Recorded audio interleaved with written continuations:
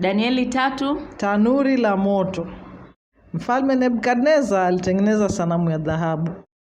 Aliisimamisha mkoani Babuloni sehemu ya Dura. Kisha akaamuru viongozi wote wahudhurie sherehe ya kuzindua rasmi sanamu hiyo.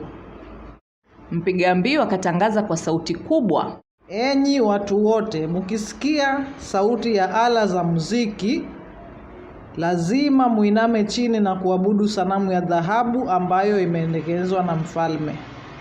Yeyote asiyeiabudu atatupwa mara moja katika tanuri la moto mkali. Ilipopigwa, watu wote walianguka kifudifudi na kuiabudu ile sanamu ya dhahabu. Hayo mfalme Nebukadneza alisimamisha. Wakati huo baadhi ya Wakaldayo walijitokeza na kuwashtaki Wayahudi. Ulitoa amri kuwa mziki utakapopigwa kila mtu aiabudu ile sanamu, mfalme, na kwamba yeyote asiyeabudu atupwe motoni.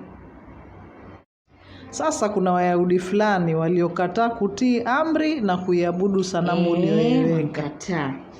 Mfalme akakasirika, akaamuru waletwe kwake. Walete kwangu. Akawauliza, je, ni kweli kuwa hamuitumikii miungu yangu wala kuabudu ile sanamu niliyosimamisha? Basi mtakaposikia mziki tena mupige magoti muabudu, la sivyo mtatupwa kwenye moto mkali. Wakamjibu, sisi hatuhitaji kukujibu kuhusu hilo.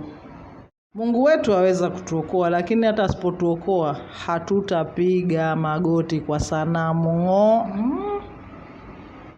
Hapo sura ya mfalme ikabadilika na chuki.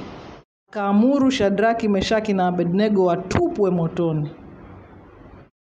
Ule moto ulikuwa mkali sana, ukawaua hata wale askari walioamuriwa kuwatupa motoni.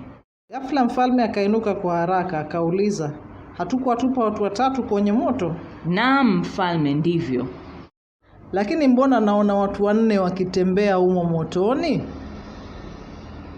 Na mtu wa 4 anaonekana kama mwana wa Mungu. Mfalme akakaribia mlango wa tanuri, akawaita, Shadraki, Meshaki na Abednego, tokeni mje hapa. Wakatoka motoni salama salmini, wala hawakuwa na harufu ya moto wala moshi. Nebukadneza akasema, asifiwe Mungu wa Shadraki, Meshaki na Abednego, kwa kuwa alimtuma malaika wake na kuwaokoa wafanyikazi wake. Kwa hiyo naamuru ya kwamba mtu yoyote atakayesema chochote dhidi ya Mungu wa Shadraki, Meshaki na Abednego atang'olewa viungo vyake kimoja kimoja na nyumba yake itabomolewa. Maana hakuna Mungu mwingine awezaye kuokoa namna hii. Kisha akawapandisha vyeo kwenye mkoa wa Babuloni. Ni hayo tu.